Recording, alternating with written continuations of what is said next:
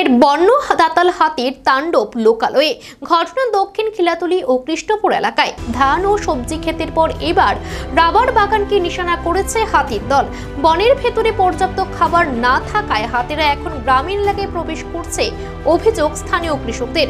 বন দপ্তরকে বারবার জানালেও তেমন কোনো উদ্যোগ দেখা যাচ্ছে না, ফলে কৃষকদের ফসল ও রাবার বাগান চরমভাবে ক্ষতিগ্রস্ত হচ্ছে। দ্রুত বন দপ্তর কোনো পদক্ষেপ না নিলে এই হাতির তাণ্ডব আগামী দিনে আরো ভয়াবহ আকার নিতে পারে এবং মানুষের জীবন ও জীবিকা দুটোই বিপন্ন হবে। ঘর বাড়ি ক্ষতিগ্রস্ত হলেও প্রশাসনের তরফে তেমন কোনো সহায়তা আসেনি। ক্রমাগত ক্ষতির মুখে পড়ে আর্থিক সংকটে ভুগছেন চাষিরা। হাতির তাণ্ডবে নাজেহাল এলাকাবাসী। বন দপ্তরের ভূমিকা নিয়ে প্রশ্ন।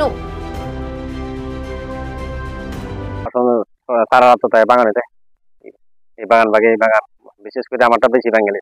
কয়টার দিকে? তো 5টা লাগবে আয় করে বেশি বাগাতে। কয়টায়? তো 10-12টা এক লাগায়। কোন থেকে এই বাগান? এটা হচ্ছে দক্ষিণ গিলাতলি খগেন্দ্রমোহন কলোনি এরিয়া। আপনার কি নাম আপনার? আমার নাম মরণ সরকার। কতটুকু জায়গার মধ্যে এটা? এটা হলো 4-5 কানির মতন জায়গা। কিরকম গাছ আছে? গাছ আছে 160টা গাছ। কয়টা ভাঙছে? 20-25 দিনের ভিতরে ভেঙে লেছে 22-23টা গাছ ভাঙছে। ভাঙে কি করে? ভাঙে পাতা দিয়ে খাইলা, বাচ্চাদের পাতা খাওয়া, নিজে লগে খাই দিও খাওয়া, তো লেদা টেদা দিয়ে সব কেনা। আজকে সকালে মাংস 60 টাকা। দেখতে কি ফরেস্ট আইনি? না ফরেস্ট তাই না, এমনি তো দাম মাঝে মধ্যে এরা টিম ভলেন্টিয়ার আছে, এরা দেখে টেকে। এরা তো হাতি যখন আয় তারা আইনি, তারা তো বাগানের মধ্যে আয় না, বাড়ি ঘর বাগানের সময় তারা থাকে বাগানে, তো রাত্রে সন্ধ্যার পরে এদিকে পারতো না।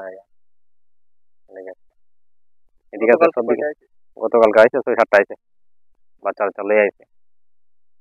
কি কারণে এইভাবে লোকাল এলাম? জঙ্গলে খাওয়ার নাই, জঙ্গলে খাওয়ার নাই না, কারণ তাহলে তো এদিকে এটা সব পাই